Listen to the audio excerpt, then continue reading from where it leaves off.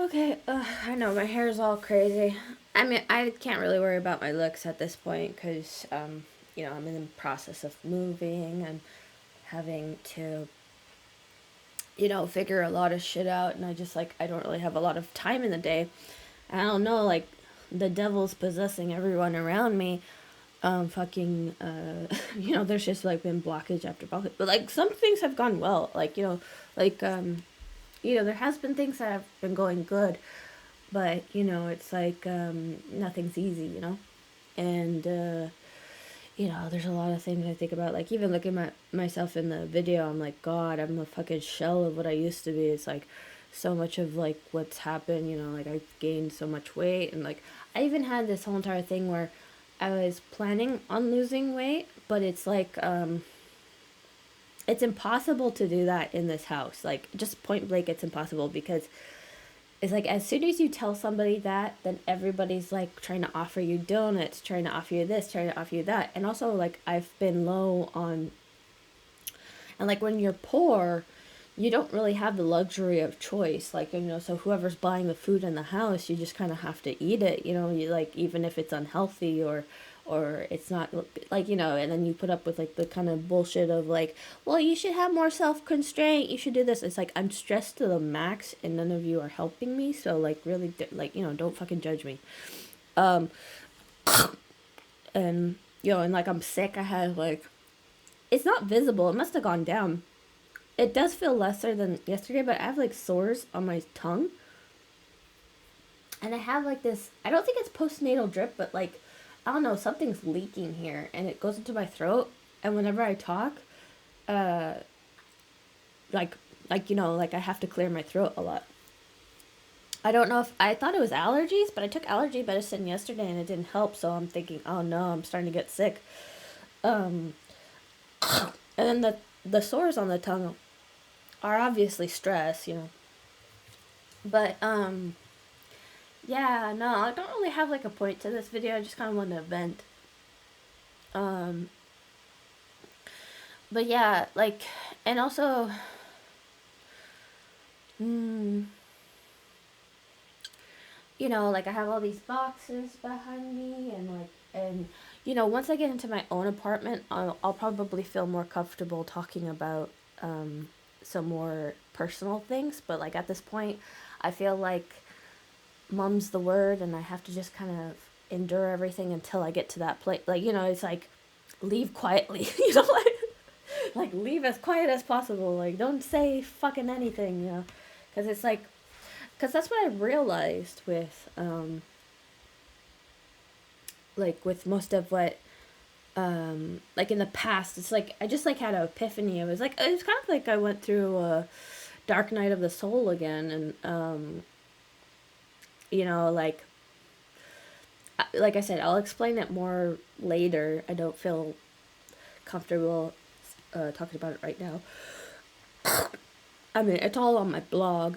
If you read my blog, you'll understand already. But um, yeah, just so much. And I mean, like, I do think I'll say like maybe like 30% of the time I did kind of like self sabotage. So I can't like blame everybody, but it was because I was so stressed out. Like because of the 75% of like, like it being just like external people just kind of fucking me over, and just like pettiness and underhandedness and like all this kind of stuff. And it's like things I didn't even see before. It was like, and it just became like, I don't know, God just made it very clear to me like where my enemies were. So I was like, oh, this is kind of messed up. So I learned some skills. Um, Thanks to YouTube, I just kind of spent that time. I mean, I did kind of like brain rot with like tarot cards for a bit, and that's why feel the self sabotage was not in like, I don't think tarot cards are bad. Like I don't think that's the thing. But if you're like, it's the same thing as if you binge watching TV shows, or if you're the type of person that spends like 10 hours a day studying the Bible. Like, if you get like obsessive over something where it's it's obviously a coping mechanism for stress. Like you're trying to find clarity, but what you really are doing is like hiding in a hobby or interest, you know, and it's like it's not being like to the point where it's not being constructive anymore, you know.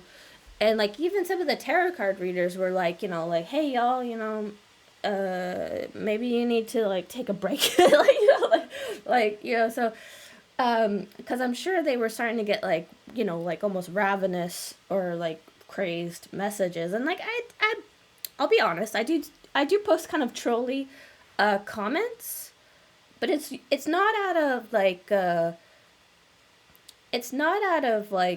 malicious intent. It's more of just kind of being a jokester. It's not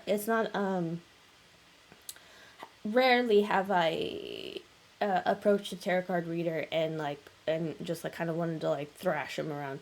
I did tell one person that like you're just spreading negativity. Like that's the most. Like I did tell one of them, I was like, this is just negative, and I was just like, you know, um I had to call them out on it.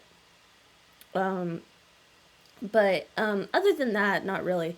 I do like I mostly just kind of go into like their lives or in their comments and just post random shit, which I think I you know everybody's like love and light, and oh the spirits this way, like they're all I don't like I'm not judging that because like that's where they're at, you know, that's that person, but I'm just like, you know, I'm just like, hey, I brought a burrito, you know, like, you know, like, you know, like I'm just like average person, you know, I'm just like, you know, I'm just watching it as like a layman, you know, like I'm just like, hey, what's going on, what's up, you know, like I'm just whatever, because I'm not a tarot card reader, and actually I feel like that should be like more of a like that should be more comforting because to be honest, a lot of the tarot card readers are very competitive, and like there is like some toxicity, and like I'll be honest, like because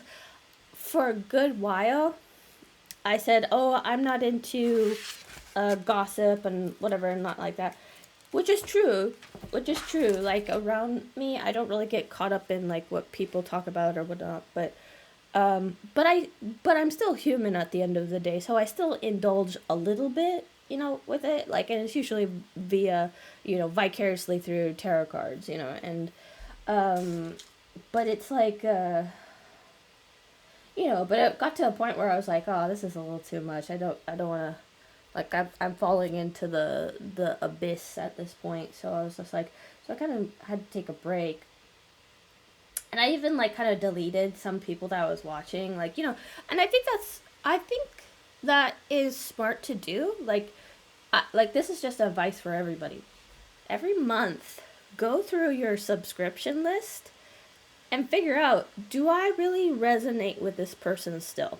Because I'm not saying like it was bad, like, you know, like at the time maybe this person was very important or they helped me through something, but now I'm in a different phase of life, so you should go through your list and then just like, you know, adjust accordingly.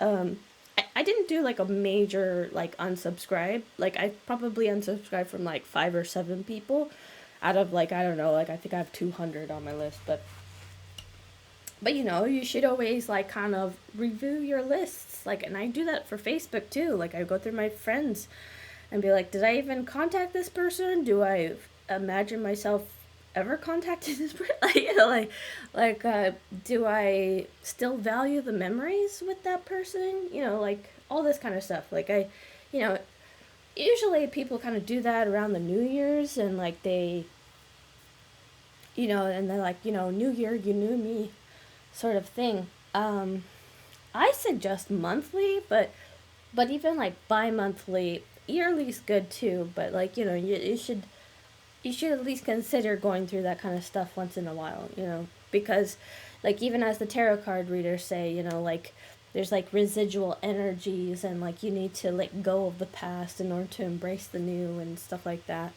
You know, so I do that quite a bit. Um, I yeah, I don't Hmm. I know I'm drawing a blank. It's because I don't know where to go from, like, like it's a hard transition to go from like get rid of stuff, and it's like, okay, well, what's like, I'm enjoying that mental, like, oh, like smooth brain. No, like, because also I'm sick right now, so that's partially why I'm not like able to think really well. But I am over my depression. Like I had a bit where I was just super depression, like super strapped with all the things I was dealing with, because I just felt like, oh, this is like, and I don't want to get too deep into like my opinions of what went down in like the past couple of months and what they've been, and like just there's been too much, so I kind of want to let most of it stay in the past, and just kind of focus on the future and like what I got to do right now.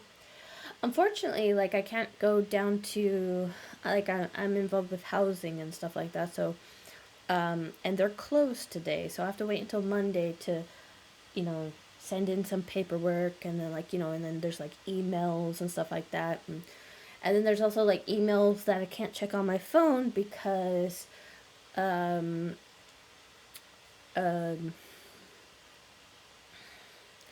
like they're encrypted, which is creepy, but like I am dealing with people who like work for the government and all that kind of stuff. But anyway, I can't open encrypted messages on my phone because it doesn't open, like it requires the thing to be able to open a new window, and for whatever reason Gmail doesn't allow me to do that with, like, I don't know, it's just weird.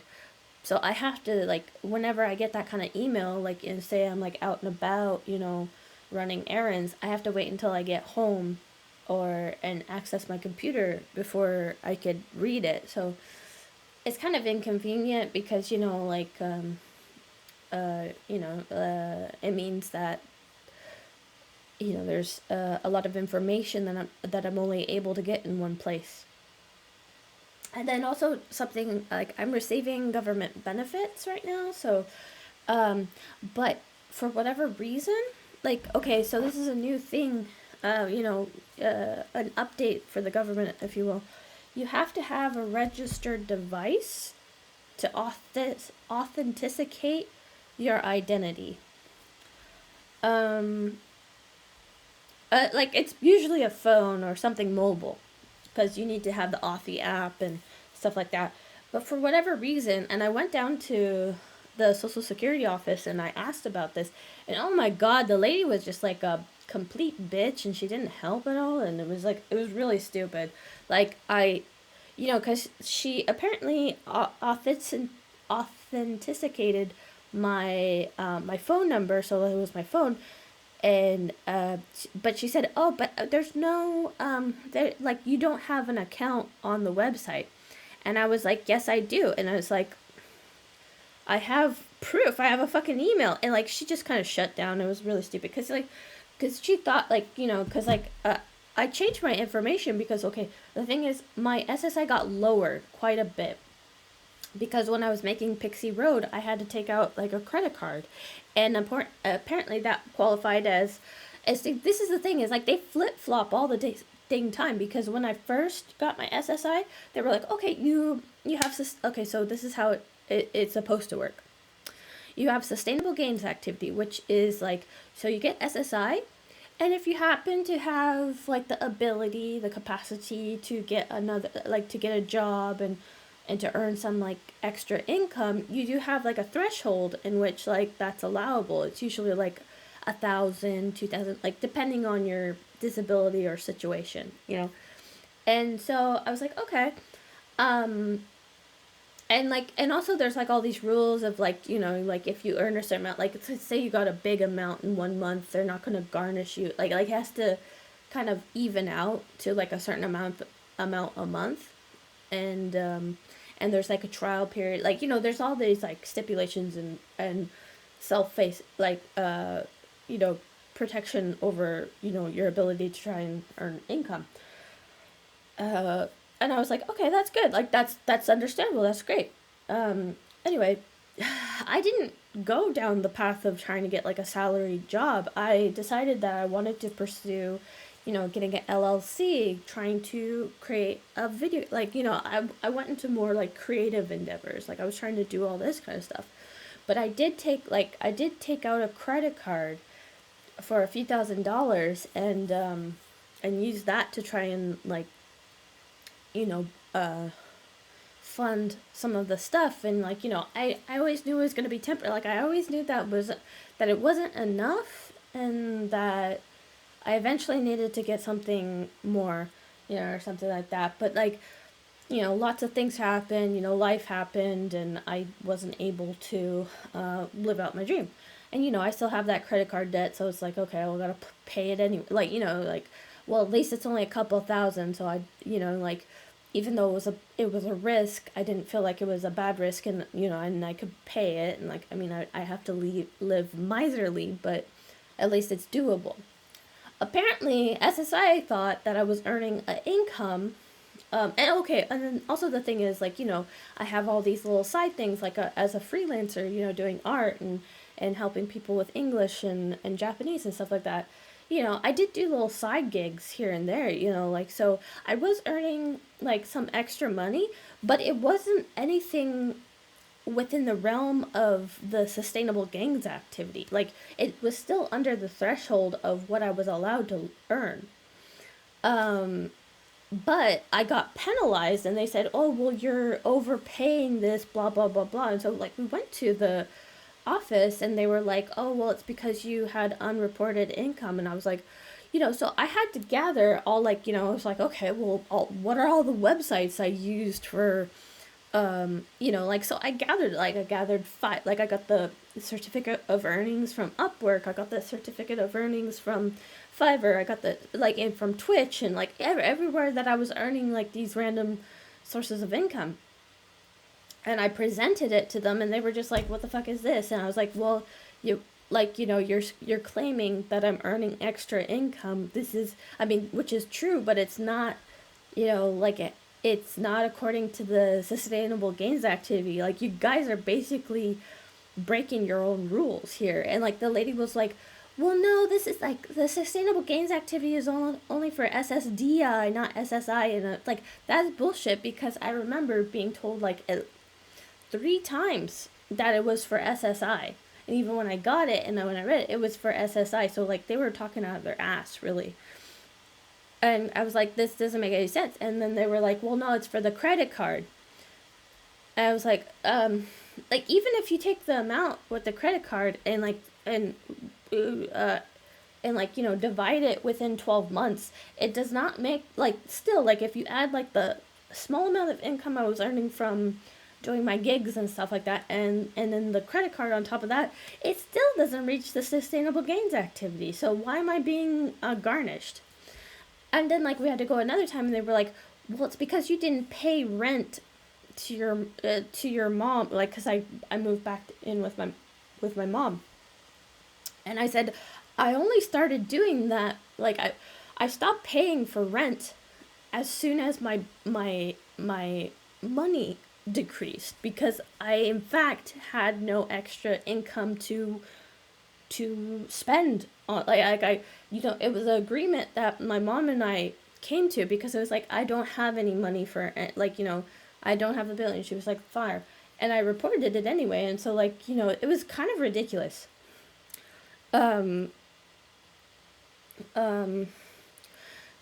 So, and, like, and then they make you feel bad, because, like, well, you're not trying to get a job. You're not well, how can I get a job when you are, like, it's basically sabotaging.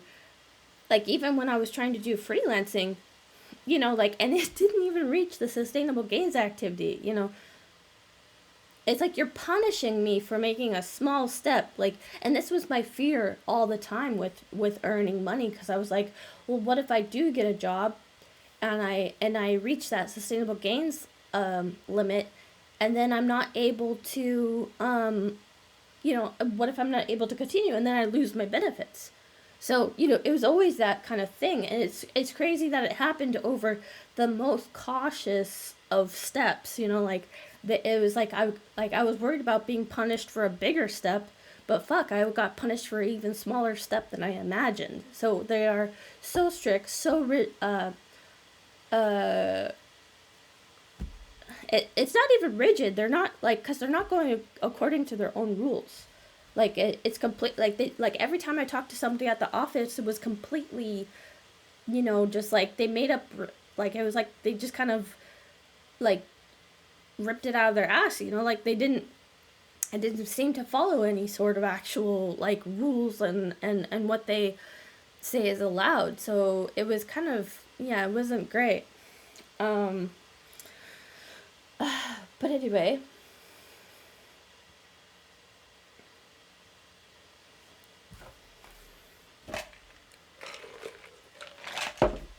I feel like, if it doesn't get solved within the year, I feel like I can maybe push it to court or something, because, like you know, this has created a lot of emotional stress and, like, it's like, and it's not like I haven't been reporting any of the stuff that I earned. Like, okay. Does, like, because it's like they just kind of came up with like random rules. Like, I'm just gonna look it up real quick. Sustainable Gainful Activity Amount for Supplemental Security Income (SSI) is in 2024. Like, is 1,500. Okay, so they've raised it. They've raised it since then. So really, it should very well be not the issue here.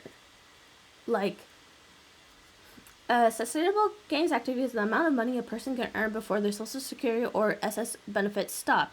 This is because they kept on saying it's not SSI, it's SSI, or it's not SSI, it's SSDI, which is like SSI is for like old people and disabled people, and then SSDI is like if you get like if you get injured on the job, like it's usually through some sort of company that's verifying that, hey, you you're not able to work because of us, or something that happened while you were working or whatever. But that's not, and anyway,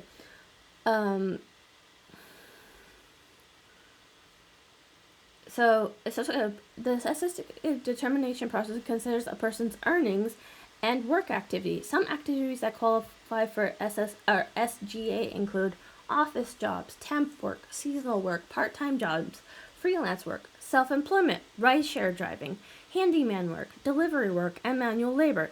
So I follow in the freelance work. Like, I definitely did that.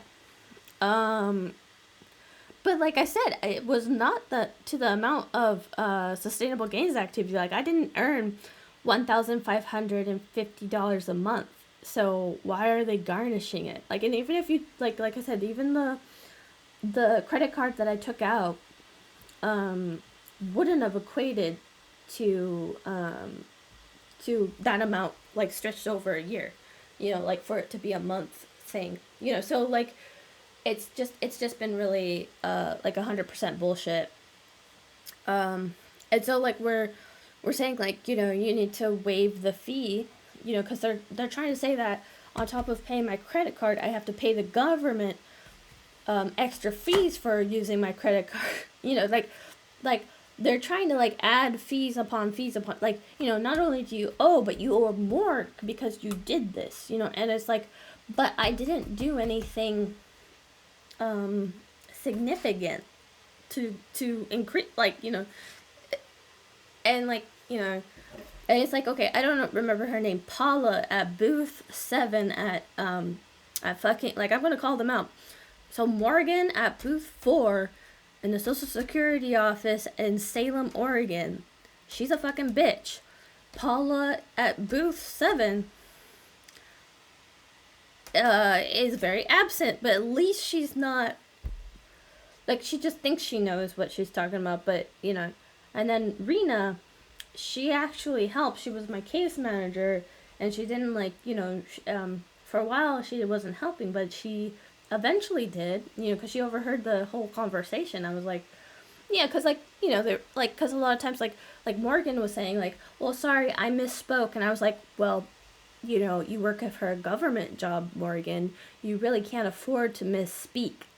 you know, I mean, especially since you're kind of like, you know, taking my money away based off of imaginary technicalities, you know, like, so really, you know, you better watch yourself, because if you guys just kind of talk out of your ass, this is not gonna bode well for you eventually.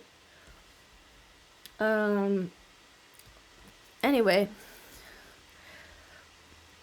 I also did update, and I like, it's true. The thing is, it's true, but it's also kind of sad because I don't know if what I entered was a detriment to me or not. But like, you know, they were talking a lot about, like, you know, there's an option in updating my information for like, do I do any volunteer work? I don't know what like, because the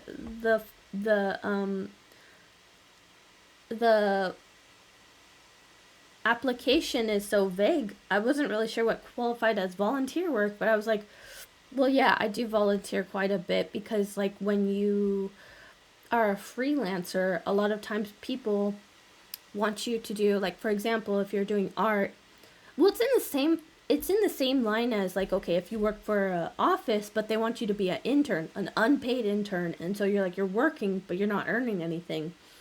I'd consider that volunteer work, you know, like, that's fucking volunteer work. So in the same line, if you compare it to like freelancing, okay, like, so I did art. A lot of times clients want you to do like concepts for them or something, like, you know, before they pay you, or before they even decide to go with you, like, you know, like, they're like, well, I want to see what you can do, and then, like, after I look at everybody, then I'll decide who I want to go with, you know. So, or they want to see your portfolio, which is, like, you know, usually the best, because it's like all your preset works. But, like, you know, a lot of times it's like, for example, this is not me, this is somebody else, but there's one person who was like, just because you're an artist doesn't mean like you're good at everything, you know? So, like, there was one person who was really good at drawing animals, but let's say that the job required you to draw a human.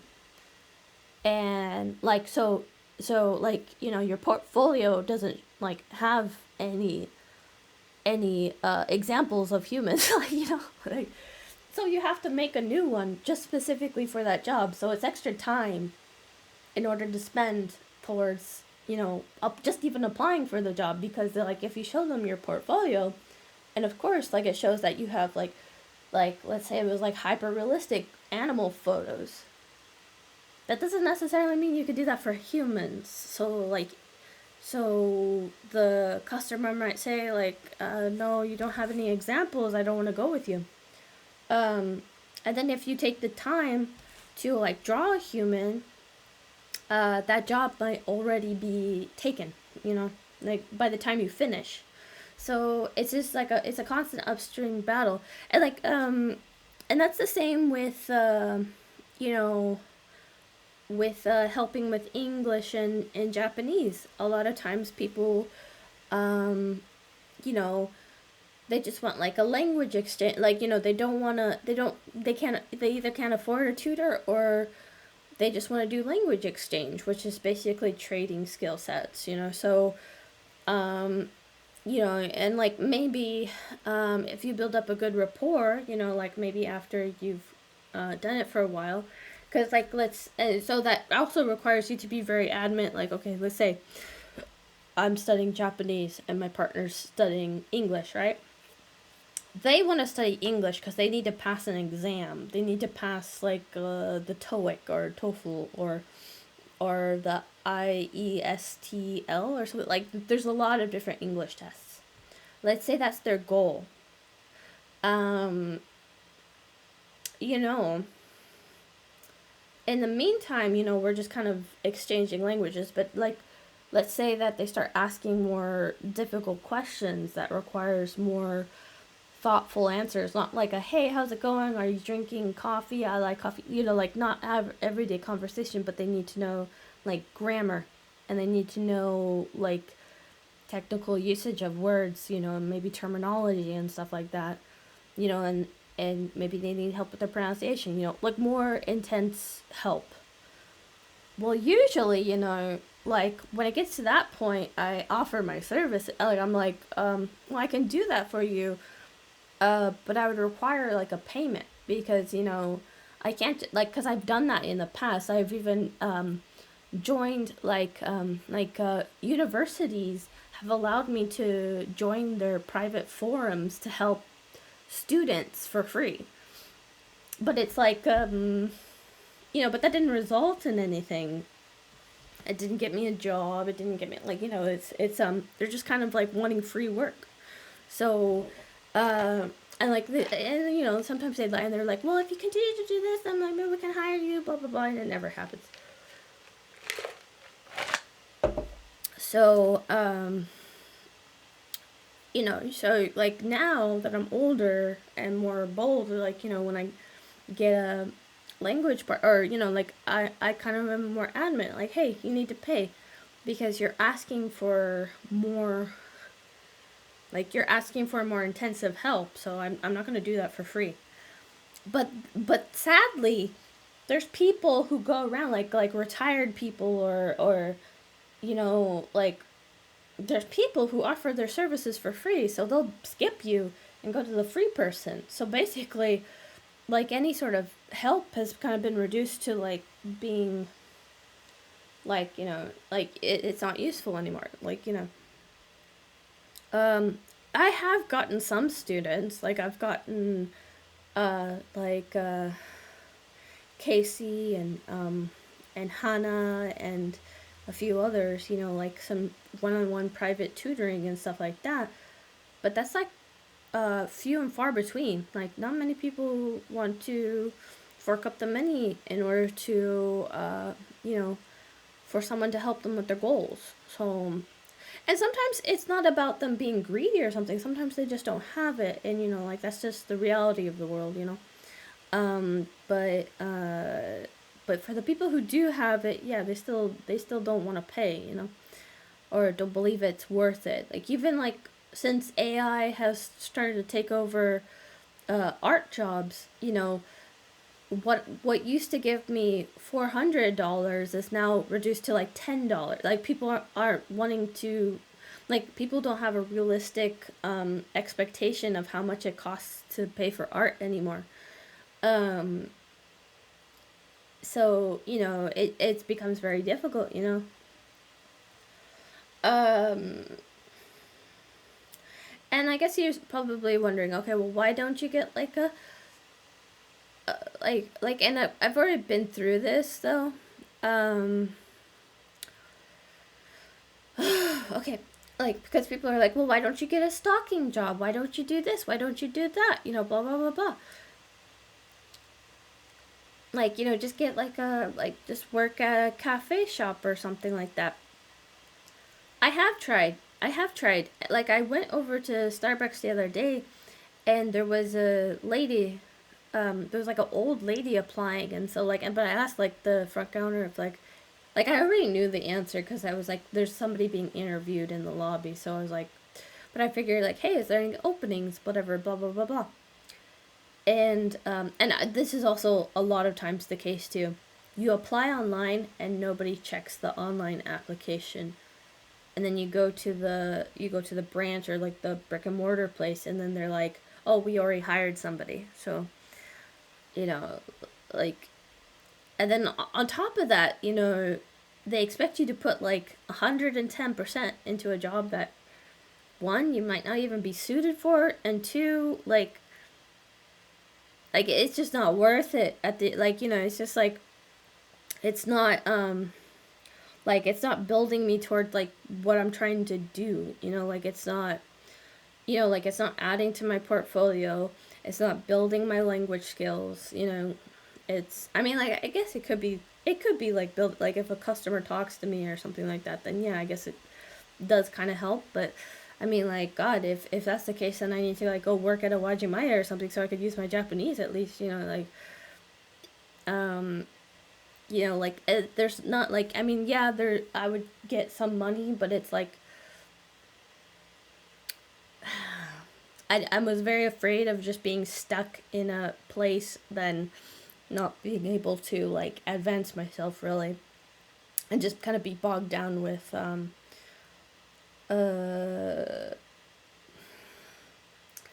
mm, and the reason also why this is because my living situation is not necessarily, it's not dangerous. I don't think anyone's gonna like shoot or kill me, like, there's not that kind of fear, but it's a lot of emotional, um like, people will sabotage me. So I was thinking, well, okay, if I spend all this time trying to get this job, and I could, because this was already the case when I tried to go to school, somebody's gonna sabotage me, and it's gonna be something that I don't even want, but they're gonna make it 10 times more difficult, and it's not even something I want to do, and then I'll eventually lose that job because, like, like, for example, my mom will be like, don't do this, don't, like, let's say, okay, for my uniform, like, I don't have access to the laundry machine all the time. I don't have access to, like, sometimes I'm not allowed to cook. Sometimes, like, like, it's just like these arbitrary things where they just kind of, or let's say my nieces come over and they're partying in the garage until like 2 o'clock in the morning, and like, let's say I had a job at 6 or whatever. How the, like, like, that's gonna affect, and like, and the laundry machine is where they're partying at. It's like, how the fuck am I supposed to, like, it's just, um it wouldn't have worked. Maybe it would have, like, I don't know, because I didn't go down that path. Maybe it would have worked, I don't know, but based off of everything that I've done before, I don't feel like that would have been any different in terms of being like sabotaged. I know that sometimes my stubbornness does sabotage me with certain things. Like, I'm sure, like, for example, back when I was younger, um, and pretty and skinny and had beautiful hair, beautiful, like, and I looked good. There were some like restaurants that were like saying, "Hey, do you want to work here?" Blah blah blah blah. And my mom was like, "Oh, you don't want to work there. I don't think you could do that. I don't like, but like, yeah, but you could be like a real estate agent, like, just all these like crazy fucking expectations, like, it's just like, or you should go to school and do this, forget, like, but it was like a Japanese restaurant, and like, she knew I was studying Japanese, so like, like, why did she think that that wasn't gonna work out, like, and I like, and I was too naive at the time, like, I was too obedient to what she said all the time, because like I had like PTSD from like her constantly needing surgery, and she never did, like, she never planned for aftercare. She just kind of assumed that her children were going to take care of her, and it was very traumatic. Like, I would lose a lot of sleep. I had to I suffered in school. Like, it was just a lot. It was just a lot. And I mean, thank God for some of the help that I did get. Like, for one of her surgeries, my grandma was kind enough to pay her sister to kind of watch during the daytime. So, basically, I got the night shift and whatnot. But like, there was not really that much help. Like, there was some help. Like, it wasn't 100% by myself. If it was 100% by myself, I might have killed her. Like, honestly, she might have been dead. Like, I would have gone to jail for manslaughter or something like that, because it was like, there was even points where I was like so stressed and so um fried that I would like sleep in the closet on top of shoes, just like, like, just to like get the sensory deprivation, like, just, I needed a quiet dark place, just to like, just to um gather myself, and she doesn't see that, like, she doesn't really take responsibility for that or acknowledge that, yeah, you put me through a lot.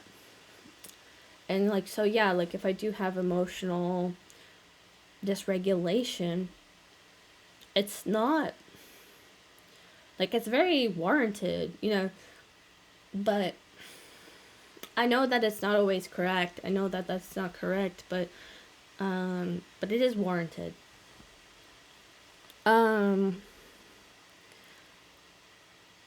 so, like, and it's not always like, it's not like I've just been constantly in that mode, but as soon as stuff goes good, like, you like it's like, like the scab is healing, and like it's like just about to fall off, like the scab is about to fall off, and like there's gonna be nice clean skin underneath, and then at that point, like then you can do like, go back to school or go to the, and then somebody cuts you again. So it's like it's just been like this constant rewounding of like past traumas and stuff like that. And that's why I'm really happy that I'm moving now. um I'll talk more about like these experiences, but it's just been like crazy. It's just been very fucking crazy. And I'm just yeah,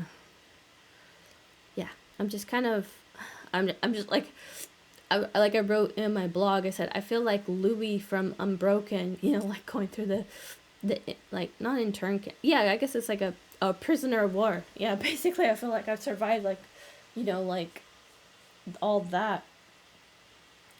So just like as soon as I get into my new apartment, I know it's not going to solve all my problems. Of course, I'm going to have to figure out a part-time job in the new town and doing all those kind of things, and but I feel like it's going to be such, I feel very hopeful. Like I feel like it's going to be good.